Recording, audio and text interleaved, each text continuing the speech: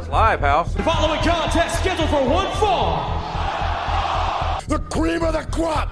Nobody does it better.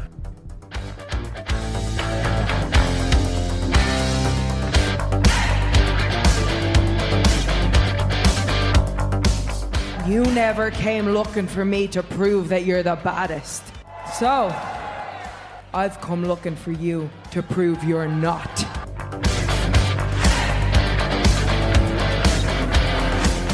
All over the country, people have been asking me, why, Eddie, why?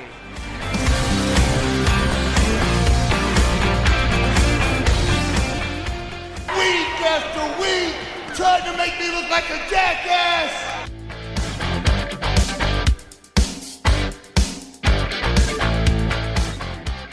Lately, he just hasn't been very oozy.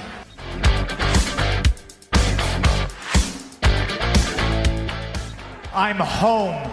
This ain't no disco. Ain't no country club either. This is the 3 Count Thursday podcast. So let's go, baby. Chin up, tits out, and watch for the shoe. And we are honored to bring in Pete Gass to the show this afternoon. Pete, how are you? I'm good. How are you guys? Thanks for having me on. Yeah, thanks for joining us. We appreciate it, and thank you for rescheduling from the other week. That's fine. My pleasure. Now let's get into it. You're your childhood friend of Shane McMahon. So, how much exposure did you have to pro wrestling growing up? Then, growing up, we had some. I mean, Shane and I became friends in junior high school, and we started hanging out more so in high school when. And at that time, you know, if there was a show at the Garden or whatever, we would go to it. Or there's a story. I have a book coming out next year in March, and there's some stories about when we were kids and, you know, throughout the whole wrestling thing. And it talks about how when Vince's house was being built in Greenwich, he was renting a home, you know, not too far away from there, and we were swimming in the pool, and Vince went out to go get his beer, because in high school the rule was we were allowed to have a couple beers, but we weren't allowed to drive, so we had to hand over our keys, and we had to spend the night, and he went out to go buy beer. When he came back, Hulk Hogan was carrying our beer up to the pool, and which is pretty cool, you know, because that's how I first met Hulk Hogan back in the day. So we were exposed to it quite a bit. I didn't go to many of the shows. I know Rodney actually went to WrestleMania 3 when Hulk slammed Andre. Wow, okay. Yeah, I didn't go to all those trips, but I was exposed to quite a bit of it. All right, so then did you develop a desire then to be in the WWE, or was this something that, you know, Shane kind of presented you with and it was an opportunity? Yeah, I always had a desire, always dreamt of it, you know, being around it. And then when I was out of college, I didn't really know what I wanted to do, but I knew I wanted to be involved with wrestling. So at one point I did go to Shane and said, you know, Shane, what do I have to do to get involved? I really, you know, I'd like to wrestle. And he said, well, he goes, you don't want to go. They're going to send you to Memphis. You know, he says, I can't really help you. I can't give you any, you know, basically there was no way he could, you know, because of our friendship, get me a job. I'd have to go through, you know, I'd have to pay my dues like everybody else. Mm-hmm. I'd have to go to a school. I'd have to train. I'd have to go to Memphis, work for $25 a day, stuff like that. And he basically kept trying to persuade me to not have to do it. I think for a few reasons. One of them being the fact that he didn't want to have to use a favor. You know, he didn't want to have to, you know, or he didn't want to get involved with the whole thing. So he kind of talked me out of it back then. He explained to me that, you know, you don't have time to have a second job and actually make money, so your bank account will get depleted. You know, because you have to leave at like 2:00 in the afternoon to go to whatever city, set up the ring, the whole thing, and you know, if you don't have the finances to do it, you really can't do it. And ironically, about 8 years later, that's what we ended up doing. Now, when you were brought into the WWE then in 1999, of course, part of the Mean Street Posse with Rodney and Joey Abs. How much training did you then have before that? Was it months or years? All right. Before we came out, which date you asking about? About when we first came out? Yeah, when you were first brought in. We didn't even know how to take a bump. Wow. Okay. We only from messing around, like if we went to the studio, Rodney and I would get in there and bump and do stuff just from what we were, what we saw.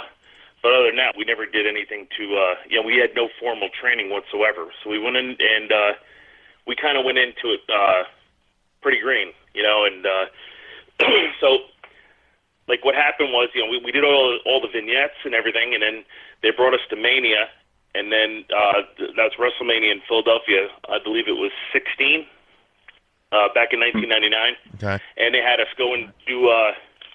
So about 10 days after that, Shane called Rodney and I back into his office and said, would you guys, how much vacation time do you have? Do you want to go on the road? Of course we did. And back then, Raw was filmed every other week, so they'd shoot Monday live, and then Tuesday they would shoot for the following week. There was no SmackDown at that time. So we went on the road. We'd take a few days off, take Sunday, Monday, Tuesday off, fly back Wednesday. So actually take 4 days off. Well, 3 work days off. And then and then the other times we actually ended up starting to learn how to take bumps from Dr. Tom Pritchard there. And we did that for probably about 9 months to a year, and then that's when they said it's time. We have to send you to Memphis. So when you're not on TVs, you're going to be doing shows in the Memphis area to learn how to more philosophy of a match and stuff like that, and to further educate us. But to answer your question, we had no knowledge. Like when we fought Briscoe and Patterson, we had no offense whatsoever. We knew how to take a bump by then, and we just threw our bodies around to make them look as good as possible. So then, how involved were you with kind of the storyline that you were brought in for? This whole Mean Street Posse, the sweater vest costume. We literally knew nothing as far as we had no input on the way we dressed. The only thing I was told by Shane was I wasn't allowed to get any visible tattoos, and I wasn't allowed to have facial hair. I had to be the so-called clean-cut one, because Rodney was loaded with tattoos, and so was Joey Abs, and they both had facial hair, and they had to keep one guy clean-cut, other than Shane, and I guess I got the nod on that. So, but to answer your question with the storylines and stuff, we really didn't have any input until we got to the 24/7 hardcore stuff. That's when we would go to locations and do these hardcore matches, and if we had something in mind, or we wanted to, Tommy Blanchard was our writer back then, and he used to give us the opportunity to speak up, and a lot of times he liked what we had to say, so some of the things we did were pretty funny, and it was our input on it that got to do it. Now you touched on the hardcore title. You touched on working with some legends, and then later in your time in WWE, you worked for the tag team titles. Is there anything that stands out to you as your favorite storyline or moment from your time in the WWE? Favorite storyline? Well, I mean, I have to love the one with Shane and Test, the Lover Lever. That was one of my favorites. Because back then the storylines seemed to not drag out, but like it was a storyline. It was like a soap opera. Every week there was something going on, and the storylines just didn't all of a sudden turn off like a light switch. They continued, and the whole thing with at first Shane didn't want Stephanie to date Test, and that started probably in July of 1999. And then that whole storyline flowed into other storylines, and it went right into easily September before the storyline, before that storyline died. So it was a good 3 months. So I would say that was my favorite, just because you always knew you were involved in a pretty good storyline going into, when you woke up that morning, you knew you had something good going on. Right. Sure. Now, to touch on the hardcore title, it was the hardcore title was always one of my favorites growing up as a fan. It's obviously no longer there. Would you, as a two-time champ, like to see it come back, or are you of the opinion that the hardcore matches are kind of better when they're used sparingly? No, I liked it. I liked it, and I thought it added a funny element with the 24/7 rule. I understand why they don't do it nowadays with the being PG-13, and they want to keep their sponsors like Snickers and Coca-Cola. But they don't want kids trying this stuff at home, and I guess that's the reason why they do it. But I enjoyed it. It was a different, it was a different type of match to watch, and I'm kind of bummed that it left, but I understand the reasons why they do it. Sure. Now, in your time, you worked as a tag team, and you also worked a singles competition. Was there one that you preferred to work as, or did it not matter to you? It didn't matter. I would have liked either one. As long as I was working, that's all that mattered to me. I just loved every bit of it. It was one of those jobs where you not many people could say they wake up and say, I can't wait to go to work today. It was one of because you knew you were going to be out in front of a crowd performing and doing stuff, and it was one of those things where you jumped out of bed ready to go. So as far as I'm concerned, I could tag with anyone. It didn't matter, or singles. To me, it was all about just working. Now, recently we saw Shane return to WWE. It was a real shock to most people. They kept that silent. Was that a shock to you as well, or were you still in enough contact with him that? It's funny. The day he came out, it was in Detroit when he first reappeared, and I had spoken to him earlier in the day, and I had just picked up the phone to call him and found out, we were talking, and he was driving in the city to take a guitar to his son Declan at school, who forgot to take it to school. So we were talking. He's like, all right, for a while, and then all of a sudden he says, listen, I gotta go. I'll talk to you. I'll talk to you soon. I said, okay. We got off the phone. I called him that night.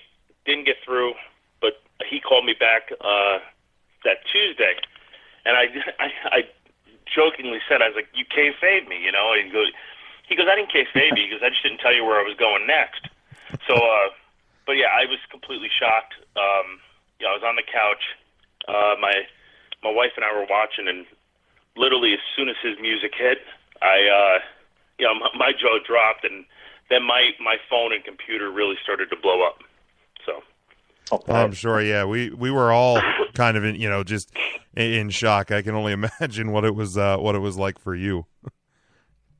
Yeah, I mean it's great because I know how much he loves the business, and he loves the WWE, and just to see him back was something pretty special for I know him and his family.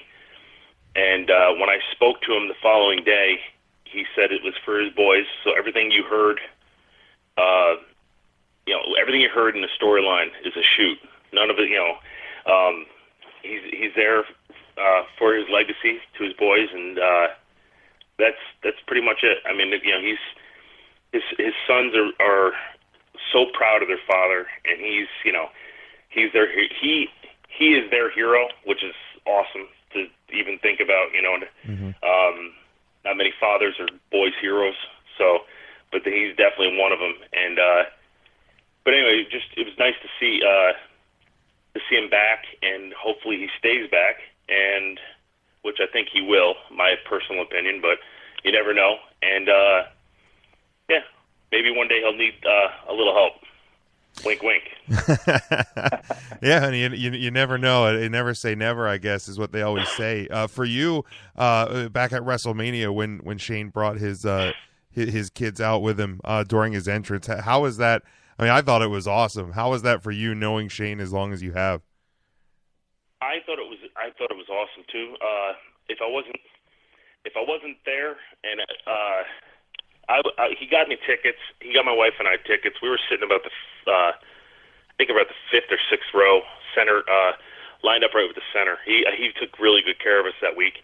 And I saw him go back when he came back out with his boys. It was just such a great moment, because I knew his sons weren't in their seats because I'd watched them the whole night. They were sitting, up in the front row, and I saw Stephanie's kids and all that, and but I didn't see the boys when he was coming out. So then when he went and got him, I thought that was a great moment for him and his family. So, but yeah, that was fun. It was a fun moment. All the people back home and on the internet kept telling me that when he went back, that he thought that he was bringing the Mean Street Posse out, and I told them it looks like he's got a new posse now. So he's running with those guys now. But it was definitely so much fun to watch, and their faces and I watched Mrs. McMahon, Linda McMahon rather, and his wife. Marissa, how happy they were to see it and all that, but I knew they were nervous too about the whole match. But it was a great moment to see the boys out there too, doing it. Oh yeah, sure. And touching on the match, what were you aware that he was planning on the spot off of the cage, or what was going through your mind watching that? When I heard there was a cage match, when the cell match, knowing him as long as I've known him and as crazy as he is, I knew he was going off that cage. One way, I'm sorry because I'm battling a really bad cold. Oh, That's no why problem. I'm not full of life on this conversation. But sorry. But anyway, once I heard there was a cage involved, I knew there was, for some way, he was going to come off that thing. Dane just likes to fly, so he loves to jump off things. It's been the same way since we were kids. He's nothing's ever too high for him. It's always anything that's a challenge he's up for, and he's crazy. So, but I knew he was going to do something like that. I just didn't know when. It wasn't confirmed. But once I saw, the only thing I was trying to figure out was how they were going to get through get out of the cage. Once they got out of the cell, how they were going to do it. And then when he used the bolt cutters, I was like, he's going to definitely climb to the top. Yeah. So. Now, recently you made some appearances with the on the Edge and Christian show on the network. How did that come to be? And go through that a little bit. What was that like? I got a call from Edge, and sorry, he said. He was telling me that that there's a bunch of props on the set. Now it's funny because Edge takes credit for it. So Edge is the one that called me to ask me to be on the show. But then once you talk to Christian takes full ownership of the idea to use me. So they, it's funny, they work off each other. But anyway, the story, how the story goes is that they have old props from the past on the Edge and Christian show. And one of the props was the mailbox that Rodney and I actually did paint. It says Mean Street Posse on it, and that with number 1 on the mailbox that Shane used in that lover or leaver match. And so the prop's there, and it's on they put it on a post and everything. And then they thought, hey, let's call Gas and let him be the mailman. Our mailman. He could bring us mail, and it could lead to other segments. Sorry, guys. And then, so sure enough, that's what they did. They called me. I was more than glad to do it. I hope they used me for about 5 scenes, I think, in season 1, and they have some ideas for some other stuff coming up for season 2 if they decide to do it. I think the company's all aboard on it, but I'm questioning whether or not Edge is. Edge kind of gave me he said he had to think about it first. So, but hopefully they do it because the show. The show got better and better as the season went on. Mm-hmm. So Yeah, I don't know what you guys thought of it, but I love it, and you really have to know the business to appreciate it. And there's a lot of inside jokes, but to me, I thought it was great. Yeah, the first couple episodes I thought were a little rough, but as it went on, definitely has gotten a lot better. So yeah, I kind of hope there's a season 2 as well, and stuff gets done. Yeah, they were telling me how. With the first 2 episodes, they were still trying to find their way, sort of, and then they got their niche right around the third episode, and it just got better and better. And like I said before, I think it's really good, but I think it's a show that they should at least keep for a couple more seasons. So hopefully they do.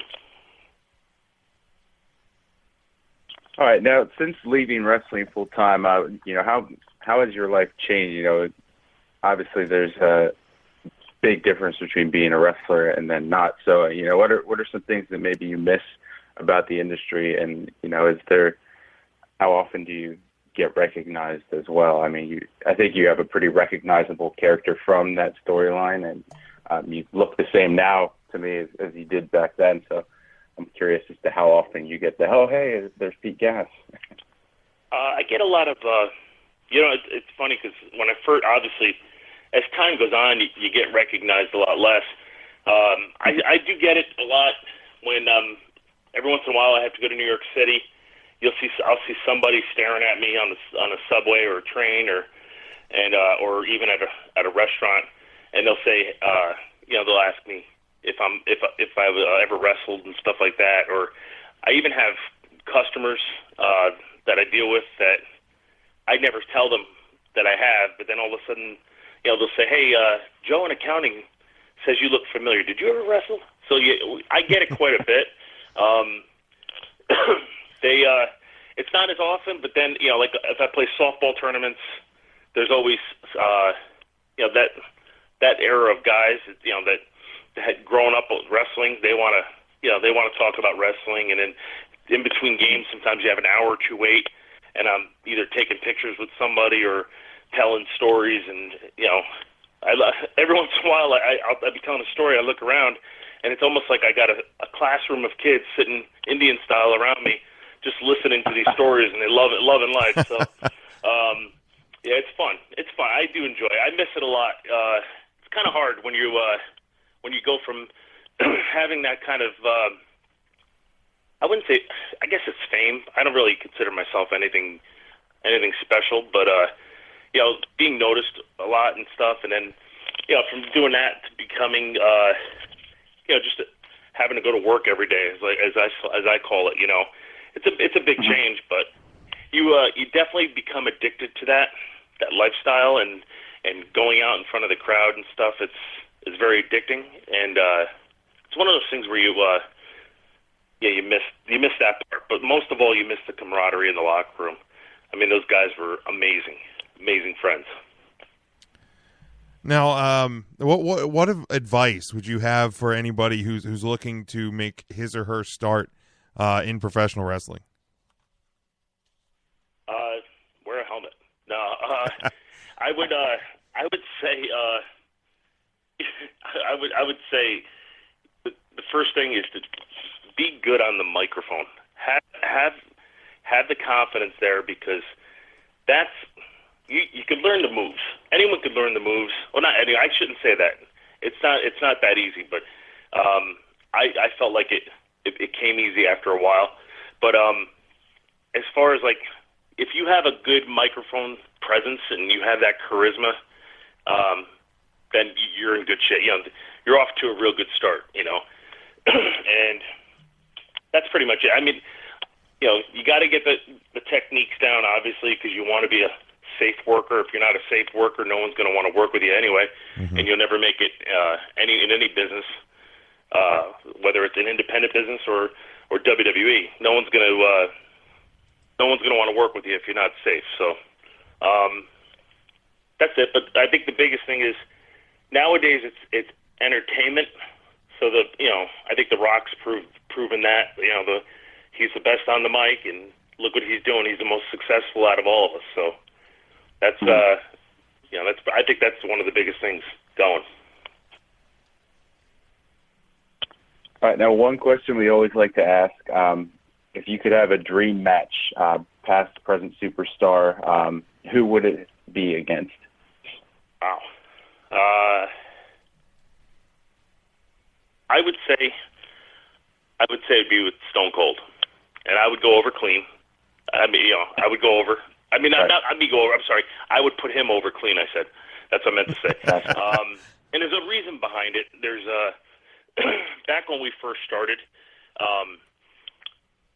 it's one of those things where, I still have, so Stone Cold, we did some stuff. We were with The Rock, because Rock was a part of the corporation, and he had faced Stone Cold, and Stone Cold wasn't happy with the way we took his stunner, but we didn't even know how to take a back bump. And, so, like Rodney and I in Madison Square Garden took stunners. We actually took them okay. And then Rock gave us a double people's elbow right after. And, but anyway, so we went backstage and Stone Cold said, that was a Saturday night. He said Monday, he goes, let's go into the ring and we'll work on it. So we never really, we did work on it, and we did take some stunners after that, but had we taken it the right way, or the way he liked it, where he didn't feel like he could possibly get hurt from taking it, then we would have been able to do a lot more with him in the storylines, and we probably would have got a lot more heat with the crowd, but just didn't work out. So my dream match would be against him, just to prove to him that I could go. I guess that's the way I would say it. All right, awesome. And last thing here, let people know where they can follow you on social media, and I know you mentioned about you have a book coming out. Make sure people know about that as well. And anything else you'd like to add before we let you go? Yeah, you could follow me on Twitter. I'm at IamPeteGas. That's the best way to follow me.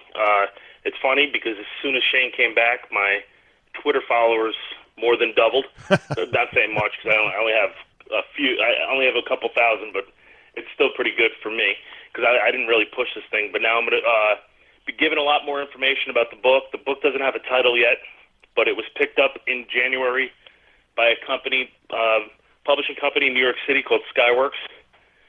So my co-author and I, his name is John Robinson. He's written a bunch of WWE books. He wrote the Attitude Era book. He wrote the what the hell's his name? Ultimate Warriors book that came out last year. Okay. And he's got a book coming out soon with the NXT, about NXT. So he and I are doing this book together, and it's going to launch next year in March.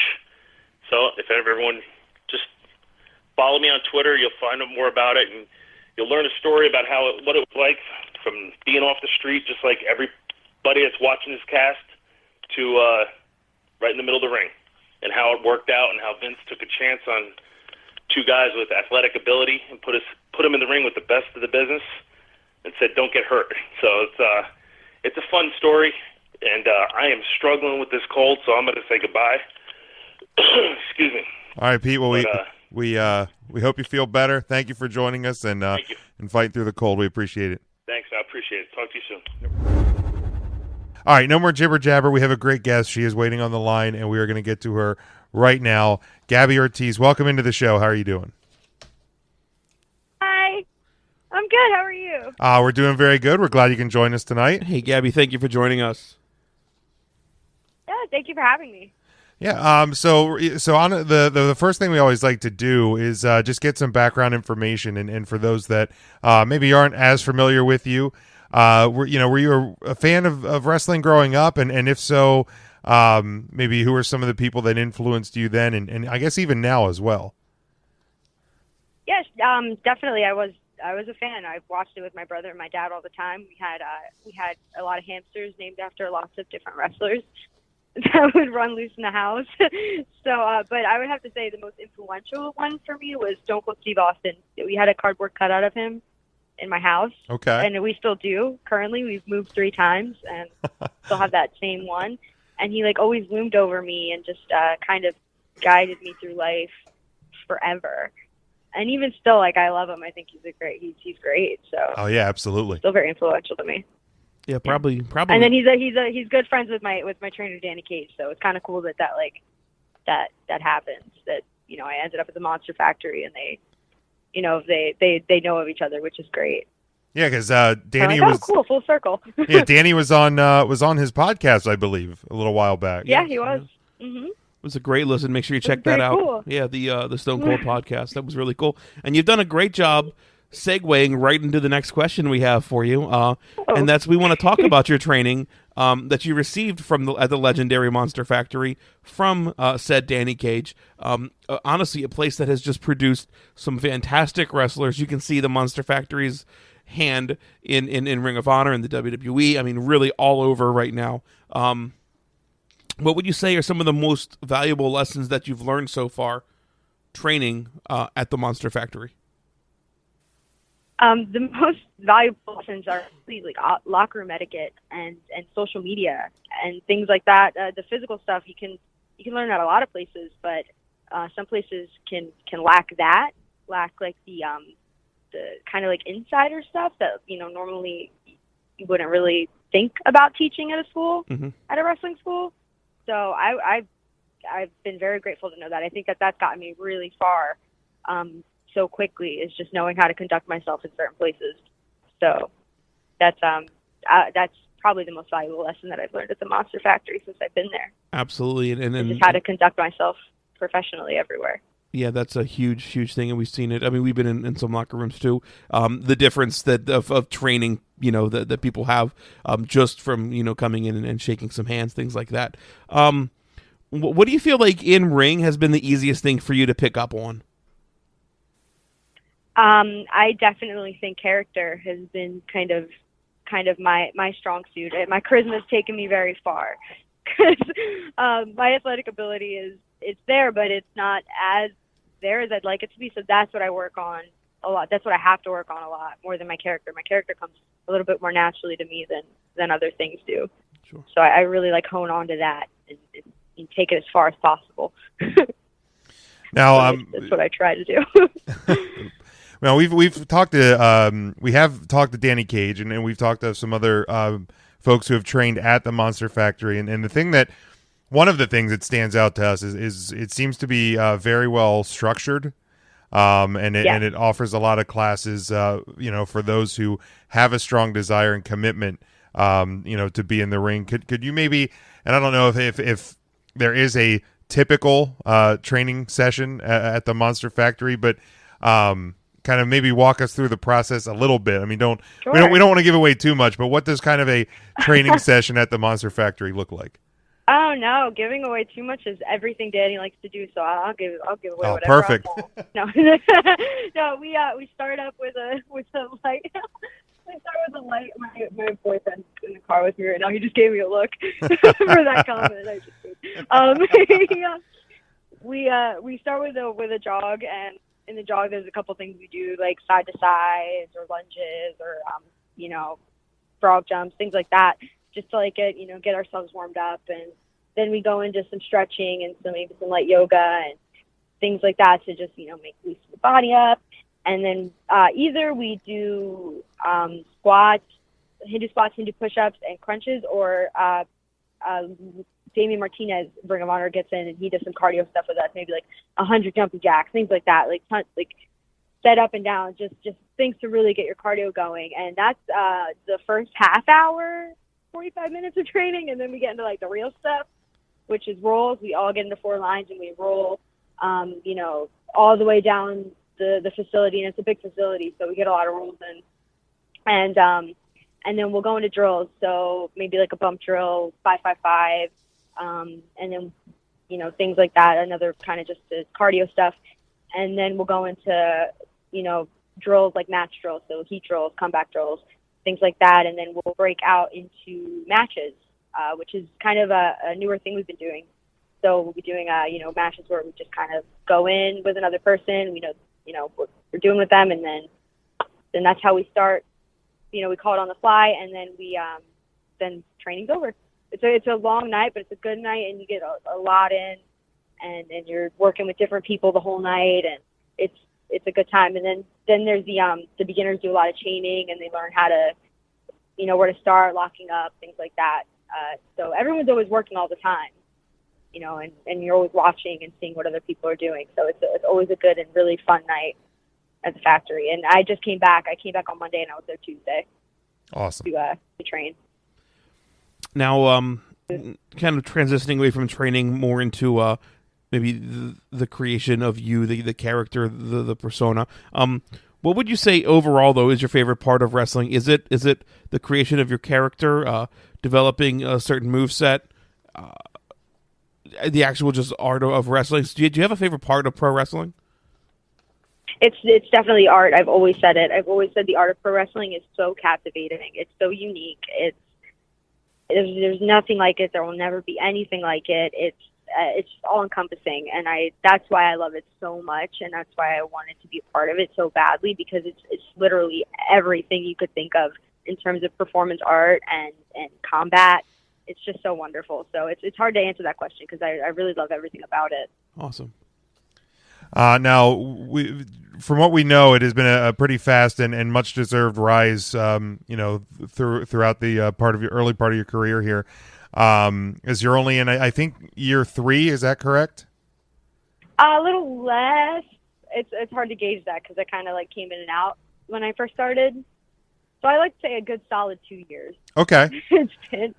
Now, if you can think back a little bit to maybe to your first match and maybe kind of what was going through your mind? Were there nerves? Did you what was your observation of the crowd, or were you just so focused on the match itself that kind of took over? Well, of course there was nerves. I get nervous before every match. I think I will get nervous before every match for the rest of my career. That's just the kind of person that I am. Sure. So the environment was really cool, though. It was during a thing we call Factory Fridays. So all the wrestlers are out during the time. So there's no like entrances. No one's in the back. No one's in the locker room. Everyone's out there, during the show, and it's really cool. It's an 18+ environment, so it gets a little rowdy. And because it was such a loose environment, I think the match was a little bit easier to get through. And then I had like my people on the sidelines just telling me, like, you're doing good, you're getting through it. Like don't worry about anything, even if there was like a moment that I might have messed something up. And that might have been the best environment to have my first match, because they were all around me. They were giving me feedback as it was happening. And the crowd was just into it because it was a different thing, because all the wrestlers were out there and they were just like super into it. So the crowd was into it the whole time, and it was probably the best experience I could have had for a first match. And I was with someone that I'm very familiar with just from training with her for so long. So it was both of our first matches. Oh wow! And I think she yeah. So that's also kind of like a rare occurrence in this business, but we did it and we got through it, and I watch it and I don't totally hate it. I'm kind of like, okay, that wasn't so bad for a first match. All right, cool. And yeah, so I honestly, like, it's such a good memory for me. I look back on that and like I get chills sometimes still thinking about it, because it was so fun. Now, you being from the Philly area and the Monster Factory and the kind of that New Jersey, really a hotbed for wrestling. And really, there's no shortage of indie wrestling promotions in that area either. Do you think that's helped you in terms of your career development? Absolutely. Everyone in the city knows professional wrestling. It's like everybody knows at least a little bit of something. So I never feel like I'm too far away from people that are like me, and that appreciate what I do and that do what I do. So I honestly couldn't have picked a better place to have been born for wanting to do this as a career, because there's so much of it in this area. And then everybody all around the world, since I've met people, from Europe, and I've met people in Asia, that this is the area they all want to be in, is the northeast of the country. And this is where I was born. And I'm so lucky. Like, and Philly's such a wrestling city. It's super cool. It absolutely is. Super cool. Now, the Philly crowd kind of is a little iffy sometimes. Have you had any problem with them? Have they taken a liking to you personally? Do you feel confident about that? No, I've only wrestled in Philly twice. Okay. It was at the ECW arena both times, the 2300 arena. So it was with ROH, and the other one was with Wildcats. They're out of Louisiana, and the Philly crowd was behind me the whole time because I rep Philly all the time. So I think just by doing that, they're behind me. So I want to wrestle in Philly way more. So I just have to find more opportunities to do that, and then get more familiar with the Philly crowds. But I'm pretty familiar with them because I was the Philly crowd for a long time. All right, perfect. Now, you said that you just got back, and we know you just got back actually from a tour in Japan, where you got to wrestle as part of Stardom, correct? Mm-hmm. Yes. How did that opportunity come to be? There was a Women of Honor Stardom camp that happened. Ring of Honor is famous for these camps that they do every couple of months to bring in new prospects. And they did their first one for women only, and it was in conjunction with Stardom in Japan. I was sick for a little while before that happened, so I didn't even sign up for it. But the night before, LSG messaged Cheeseburger, who was going to be there, kind of helping facilitate the event, and saying like, "Hey, Gab wants to come and just watch the camp. Can she just come with me?" And Cheeseburger said she should just participate. And I was like, I'm like super rusty. I don't know if I could do that. And LSU was just like, "Go, just do it. Who cares? It's a learning experience." I was like, "Yeah, you're right. I'll do it." So I did it, and then they surprisingly and asked me to go to Stardom and go to Japan. It was definitely not what any of us expected when I decided to go the night before. So it was kind of just like it was a really crazy turn of events. Yeah, definitely sounds cooler, definitely sounds like it's one of those things where it's you should always have passport and bags ready to go just in case, right? Oh yeah. Yeah, why not? You might be going to Japan soon. Just get your backpack. Now, oh my God. was there any culture shock in terms of not just with wrestling in the crowds, but I mean I would imagine that I'm not sure what areas of Japan you were at, but I'm assuming it's probably a little bit different than the United States. Yeah, I did a ton of research before I went. So I watched a lot of videos and read just a ton of articles about what it's like to be a foreigner in Japan and how you should conduct yourself. And it's mostly just stay quiet, go where you need to go, be as low key as possible because they're all very polite. They're a very polite culture, and kind of just kind of conform to that, and then you'll be fine. You won't have any problems. You won't get looked at funny. And so I kind of prepared myself for the culture shock. It was still culture shock because there's no English words anywhere. Everything's written in Japanese and everything like that. But I really tried to prepare myself before I went as to what day-to-day life was going to be like. So I actually really liked that, though, the way that their public transportation system runs and the way that they all conduct themselves in public. It's so nice, and it's so because I live in Philly. I live in the middle of the city, so everybody is just loud and crazy, and I love that too. It was kind of nice to get away from it for a little bit and be in a big city where everyone just kind of kept to themselves and moved along and did their thing. And I also really enjoyed that too. That was kind of nice to get away from the crazy city and go to kind of a little bit more of a calmer city, but it was still a city, so I enjoyed that a lot, actually. Awesome. Now, I listened to various different podcasts. I've heard guys like Chris Jericho and recall when they had tours in Japan and some of the different foods that were over there. Was any food that you experienced that you don't think you'll probably ever find in the United States? I tried eel. I know you can find that in the United States, but I ate that there, and I would never eat it here. I think it's because I was in Japan. I just was like, I might as well. Let me eat this eel. And it was the worst. I hated it. It was gross. I didn't like that. And then there's candies and stuff that you won't find there. There's I actually got this as a gift. It's kind of a game where it's 12 cookies, and 10 of them are sweet and 2 of them are spicy, but you can't tell which one's the spicy one is. So you have to just kind of eat them and then hope for the best. And if you get the spicy one, I guess you lose or you win. It depends on your taste buds, I guess, what you like. So that I don't think you'd ever really find anything like that here. So I thought that was pretty interesting. Yeah, I mean, we have that jelly bean game. Bean, yeah. Whatever. Oh yeah, that jelly bean Sort game. of like Yeah, that. LSG's nephew makes us play that. Although I would much rather have a spicy cookie than a grass-flavored jelly bean or something like that. The jelly beans, some of them are horrible. Some of them are really, really gross. Horrible. Yeah, they're bad. Let's bring it back to the States here. you developed quite a rivalry with Riley Shepard, former guest of the show as well, as both of you have been staples within the Monster Factory. In fact, this Saturday, you'll be renewing that rivalry at the Monster Factory. Is there anything that you've learned while in Japan that you'd be kind of excited to try out and maybe make Riley Shepard your first victim? Yeah, there's tons. I took some beatings in Japan, and I'd like to kind of just take that out on her, kind of. Sure.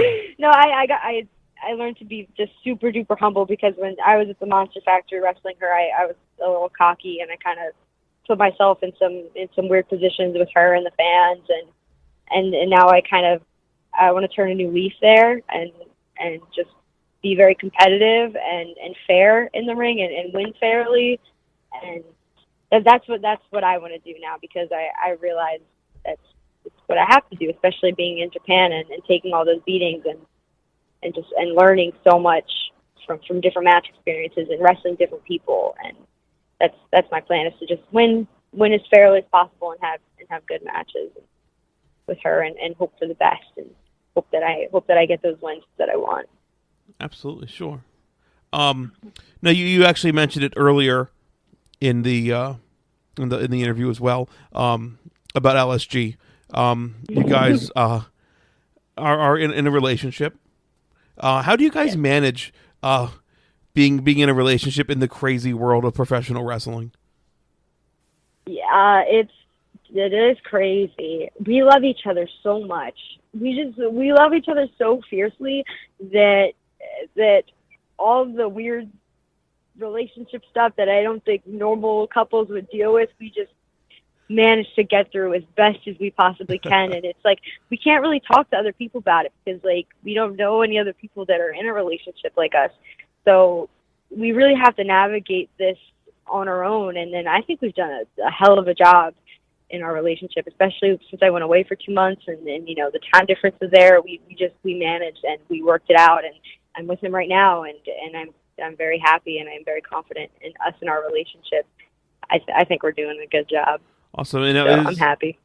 From that, is there a friendly competition between the two of you that motivate each other a little bit, or? Oh, it's not friendly, but it's a no, definitely, for sure. Like comparing likes on stupid posts and stuff. None of that really matters. But in terms of competition, I don't think we're necessarily in competition, because I only wrestle women and he only wrestles men, and in Japan, Stardom is an all women's promotion, sure. And New Japan is an all men's promotion, so there really isn't any sort of crossing. So I wouldn't be taking his spot, he wouldn't be taking my spot, kind of thing. Sure. So our friendly competition is all just with kind of silly stuff, not really serious career stuff.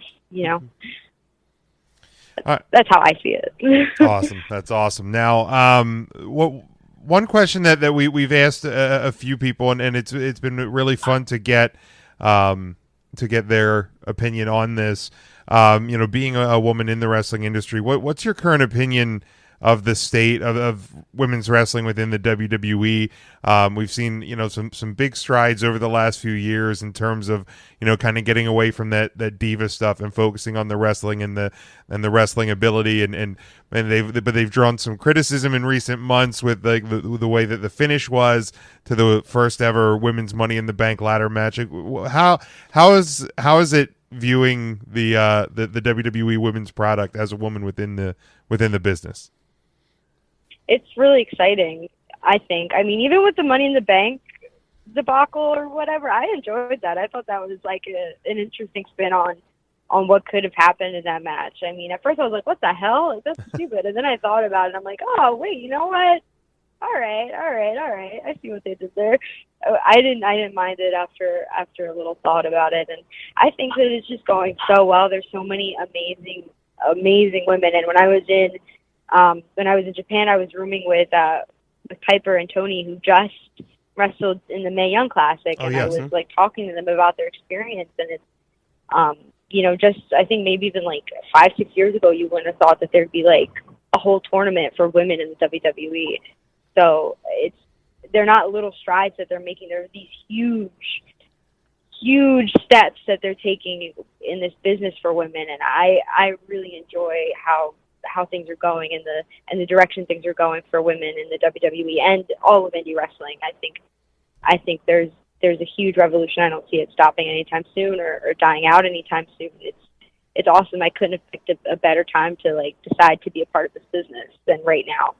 It's incredible. Oh, 100%. Cool. Yeah, it really is amazing to see, you know, the transition to go back on the WWE network even a couple of years ago and see what it was to what the product is now, and I think where it's going as well is amazing. So the last actual question we have is one that we ask everybody, and it I think garners probably some of the most interesting answers we've ever had to anything on the show.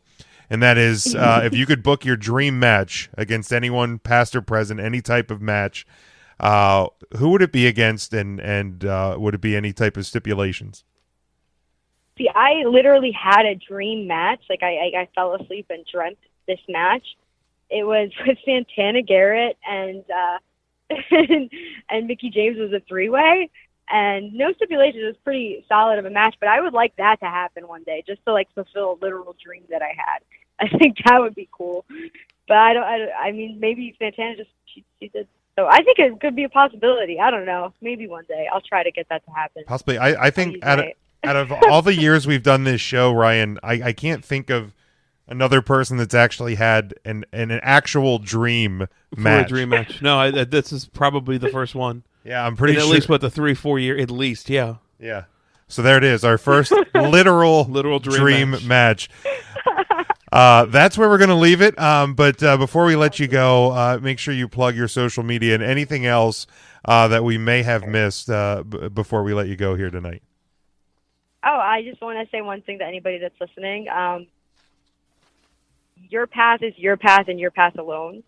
There's no set way to do anything. There's no written way to do anything, and if you feel like you're falling behind, you're not. You're exactly where you need to be, and just keep moving forward and don't look back. That's all I have to say. That's my biggest piece of advice for anybody at any point in life.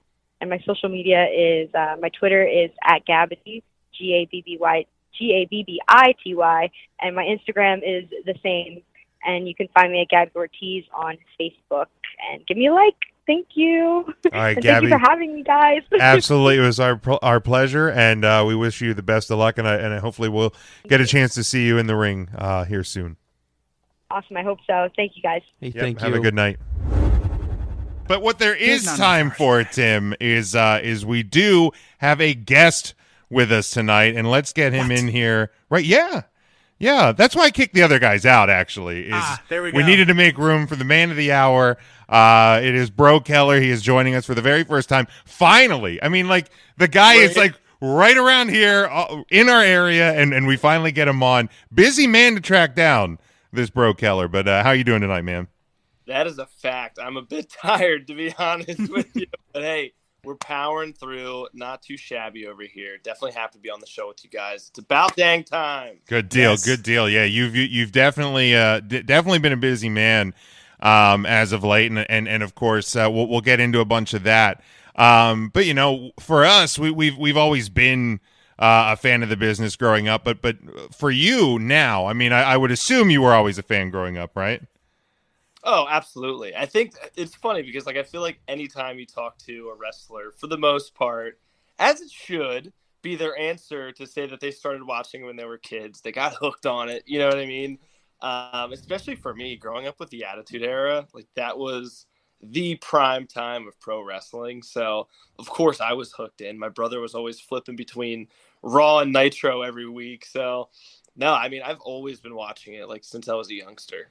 So now, like, do you find it easier now to stay a fan, or is it harder to stay a fan of, like, the wrestling that you see on TV while you're doing your thing on the independent scene and trying to build, you know, your brand and your fans and all of that? Like, do you find it easier or harder to be a fan of wrestling now? It's tough to say because it's just, I wouldn't say easier or harder, but more just different, if that makes sense, because, like, growing up, you watch it for what it is. You appreciate the brilliance of it, the magic that you're seeing in front of you. But now being almost behind the curtain, if you will, you kind of understand the reasons why wrestlers do what they do, or you can follow along more from a technical aspect or critique in different ways or learn from different things. I mean, watching all of these guys at the highest level do it is the best way, at least that I've ever been able to learn. Like, you see how much goes into it. So yeah, it's just different because, like, even on top of that, where like sometimes I do just like to sit back and, hey, I'm just gonna be a fan tonight and appreciate it and enjoy it and have fun. Like, it doesn't have to be so darn serious all the time. Yeah, for sure. For sure. Yeah. I mean, I know that especially now is like you've been in the business for a little bit of time now, but it's very cliche that there's tons of wrestlers who have sat down with pen and paper and for whatever reason there happens to be a cell phone there and they're taking a picture of this list of people who they'd like to step across the ring from. And I know that you've seen a lot of different interactions, but do you have like a wrestling bucket list of people you'd like to work against or even team with? Not to like put you on the spot or like have this be a like casting call to any promoter that wants. It's like, hey, you got this guy. I want to fight that guy. Is there anybody you see out there now that kind of you think would match up well with you? It's not something I've actually really given the most amount of thought into, which I don't know, maybe I probably should. But it's so nice because at this point in time, there's such a thin line between like a TV wrestler and the rest of the indies. Like, you got top of the show where there's just so many promotions. Obviously you have AEW and WWE at the top, but so many different places fall and like filter beneath them where a lot of wrestlers nowadays are getting great opportunities. So you even said like MLWs of the world, Ring of Honor just started back up, but then you have some of these larger indies like Beyond or PWG. I mean, there's just so many. So yeah, I mean, it's just, I would love to switch it up with anybody that's like really available, to be honest with you. Like, you get such a good mix on the indies too of people that have been around for a while, people that have been doing it. Maybe they have been on TV at one point, or maybe a lot of young talent that's trying to get on TV that are really making a name for themselves. But no, I've been saying this for a while, and I can give you one wrestler that I've actually thought about, and that's Adam Cole. Okay. He's somebody that's almost like a dream list. When you say bucket list, that's where my mind goes. Anybody outside of that, I mean, it's just, I'm grateful to be in the ring with these guys and girls. It's just so much fun to be out there.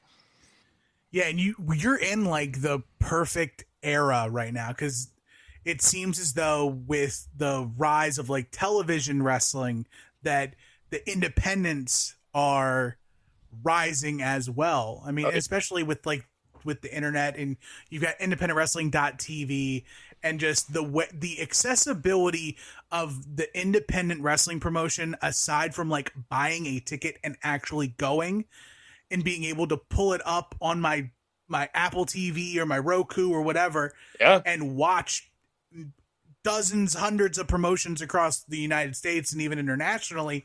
It is just the perfect time, I think, right now. So much opportunity. Oh yeah, absolutely. And even like IWTV Fight TV is another big one that a lot of people are utilizing right now. And it's just so nice because even if it's the small stuff that you don't always think about, like let's say you're not normally going to film your match maybe when you're at a show, which I think every wrestler should, and I'm guilty of not doing it. But then you get like these better production quality videos through those streaming services. Oh yeah. You see it all the time, probably on like Instagram and Twitter. People will just like screen grab highlights from the matches if it's on Fight or if it's on IWTV, or if a promotion puts it on YouTube. It's just so nice because then like nowadays the attention span of everybody's at 2, and like, you have to get GIFs. And everybody, like, that's the thing anymore. People are wrestling for GIFs so they can get on the internet, viral, and then be famous.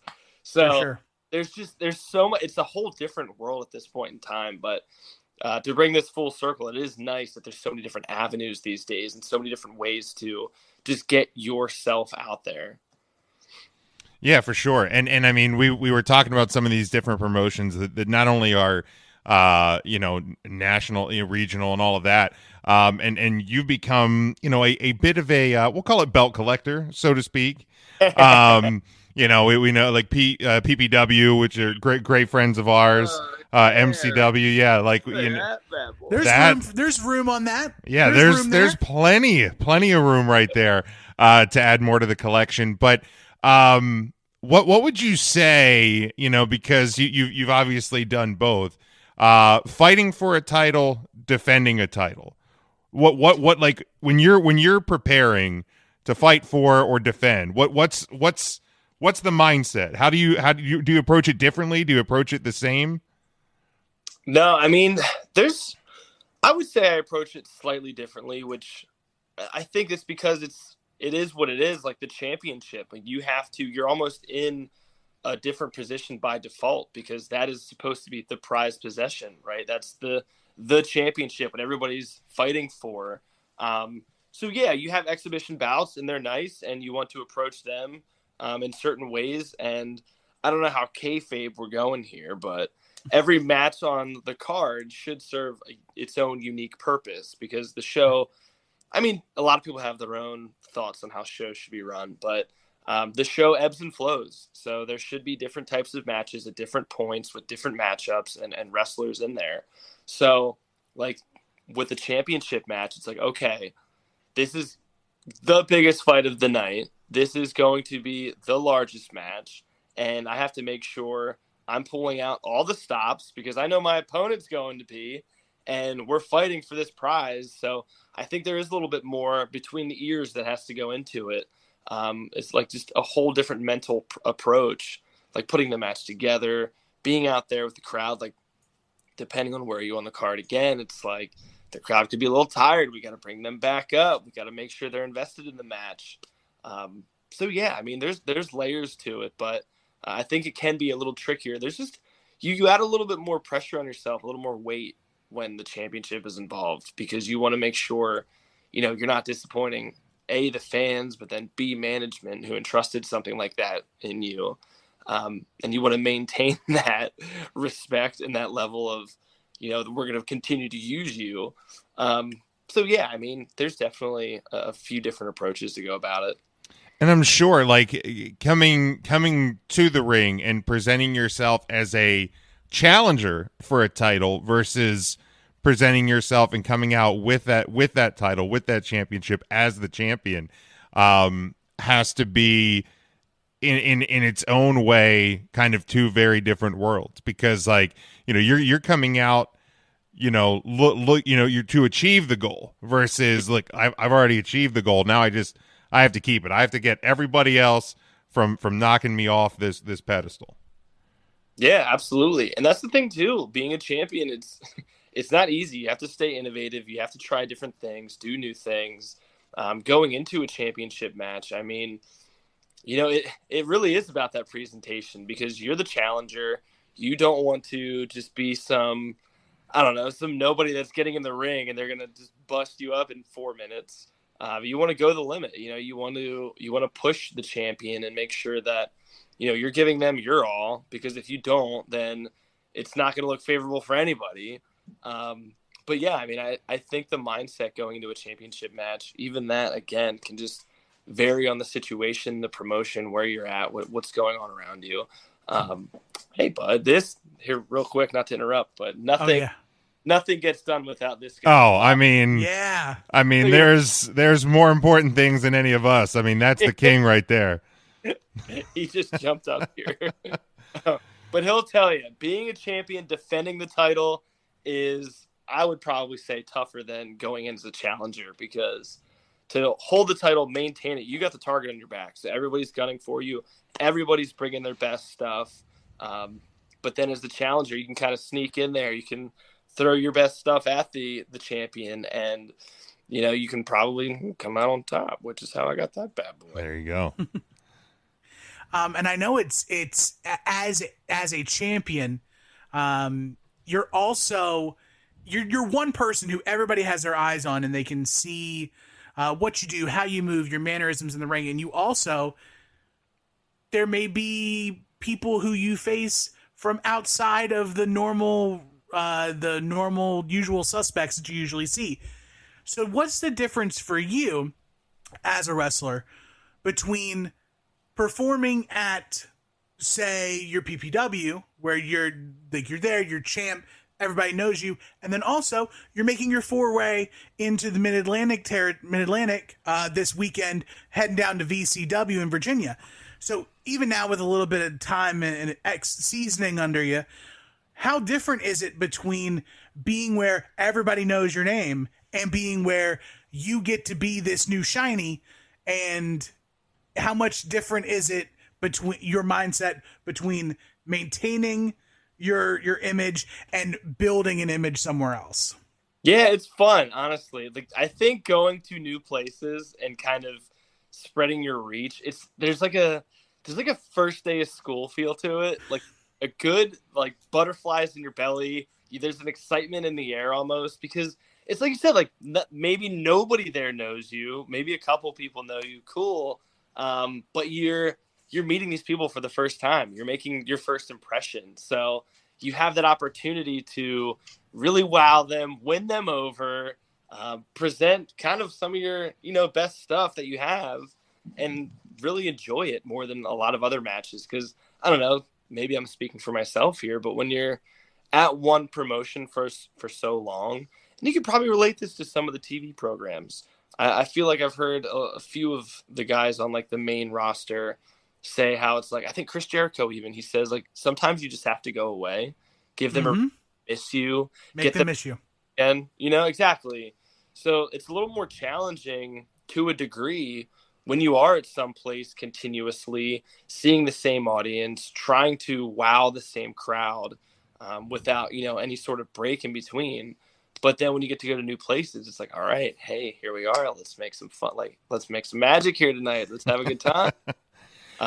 So I think, just there's a lot more kind of just jittery excitement that I feel going to new places. Well, I would imagine it probably helps you, from I don't want to say like getting stagnant, but when you're presenting yourself to a new audience, you don't want to just rely on the same 3-hit songs that got you there. You want to make that good first impression. When everybody knows who you are, I would imagine not that you're relaxed or you don't take it seriously, but there's I would imagine a different type of energy for you to go out there and say, this is who I am, and make them kind of want to see you again and see you more. Oh yeah, big time. I can't help but keep thinking of the Cheers theme song. Yep. Sometimes you go where everybody knows your name. That just kept popping in my head. Yeah, and it's probably good for you too, where at places that see you more regularly, they have an expectation of what you're going to get from a Breaux Keller match. But then you go to somewhere else, it may be, it gives, does it give you that like freeing sense of being able to maybe try something different, add another wrinkle that you can possibly see how it works? Like, I know with comedians, they'll workshop sets in different places until eventually they have their special. And then it's the best parts of everything. Is that do you take that into consideration when you have your first times at different promotions? Yeah, that's the fun of it. I mean, it's cool when you can walk in somewhere, they have no clue who you are. Maybe they'll give you like a courtesy clap. Cool, this guy, neat. But then you go out there, and for me, I get this, this excitement because I can start to like grow on them. I can warm up to them. I can try to slowly pull them in and bring them into the world of Breaux Keller just throughout one match even. Right. Cool, you can have a storyline. That would be neat too if you're able to, get consecutive bookings. But even if not, excuse me, when you come out, you do the entrance, they're like, oh, okay. Have a little start to the match. Oh, all right. Get towards the middle of the match, it's like, okay, this dude's going. And then like you get to the finish, it's like, all right, yep, we're in on this guy. So, like, that's the goal, that's the mission. And if you're able to accomplish that, there's there are very few more gratifying feelings in the world, especially when you've seen it on TV too, where you get like a "please come back" chant, one of those. Yeah. It really objectifies this entire sport, because sure, there's no grade, there's no numbers, you can't put anything on a scale, even though of course the 5-star ratings are always chatted about. Right. But again, that's still subjective. But then when you have an audience of people that are objectively chanting like "please come back," it tells you, even if it wasn't perfect, you did something right that they appreciated and they want to see more of you. Exactly. Jim, did you have something else? Yeah. So, I mean, we've been talking about, new places and places you've been before. There's been Breaux Keller sightings as of late on both WWE and AEW TV. For somebody that's kind of been behind the curtain, I think one of the biggest mysteries, so to speak, in wrestling today is how different are these two places, how different are these two productions. So as you've been an observer in both with both companies, is there anything significantly different that you've seen in terms of how these shows are put together? I mean, we always get rumors on Monday afternoons and Friday afternoons about one company and different things like that, with scripts being thrown out and all of those sorts of things. And I don't want to give too many trade secrets away, but for somebody that's been there, what have you observed in terms of both of these companies? Yeah, it's funny because I feel like I keep hearing and seeing a lot where, and with good reason, I suppose, especially given WWE's current situation. What's that? I don't know what that is. Yeah, right. Can you enlighten me? Everything's good. Vince is okay, right? Everything's totally normal. Everything's great. Everything is fine.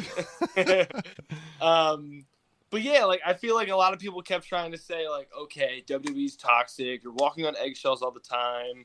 Everybody's always looking over their shoulder or whatever. And then like they would make it out to seem like AEW then, oh, it's this, luscious work environment. Everybody there is so welcoming and so supportive, whatever it might be. And it just felt like there were two different sides of a coin. And it felt like WWE was always super negative. AEW was super positive. But for me personally, I really didn't get much difference in either one. I mean, everybody from both sides were super accommodating, very welcoming. I mean, some of the top stars from both companies just walked right up to me, shook my hand, said, "Hi, it was nice to meet you." And they continued on about their business. Like, I wouldn't say one was really that much different from the other, aside from just purely the scale. WWE's, doing massive arenas, and AEW's doing slightly smaller arenas, but that's just where they're at right now. But I think overall they're very similar. I mean, you still see, everything backstage. It's wrestling, and it's like this on the indies too. Everything backstage is kind of madness for a little while. Right. People are running around, putting things together, organizing the show, and that's really what it is. For the most part, people are just doing their jobs, whether it be the wrestlers, the producers, the trainers, the doctors. Like, there's so much that happens at one single show. And any instance that I've had so far this year, the past couple of years, being in either side, it's always been a great experience.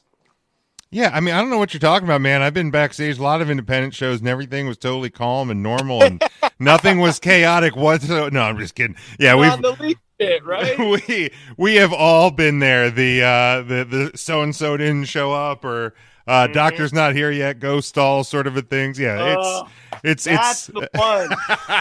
The doctor's not here yet, go stall. Yeah. Everybody's Doctor's looking to every stuck in traffic. It'll be 25 minutes. Yep.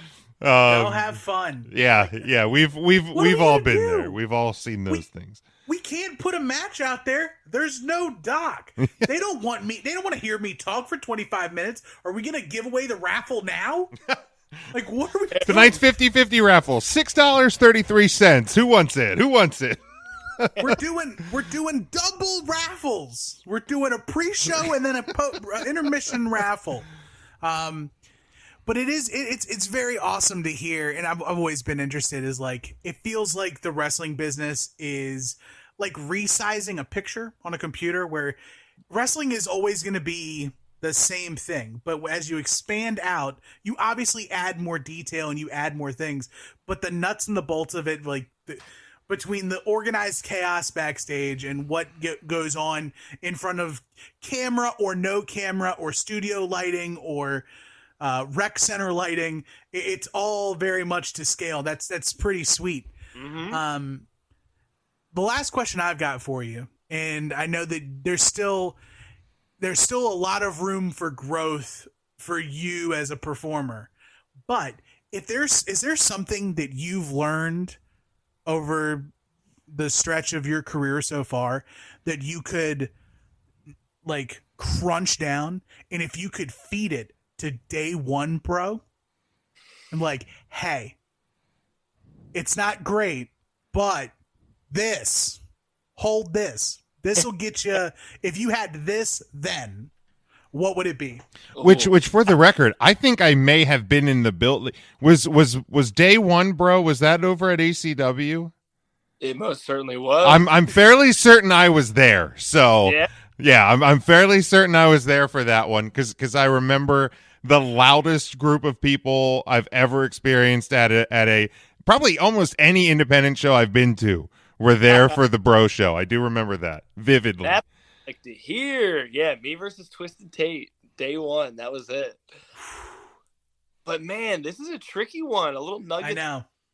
For past me, because it feels like it's so unique with professional wrestling, and I don't think people truly understand how much you learn and grow from being in this industry.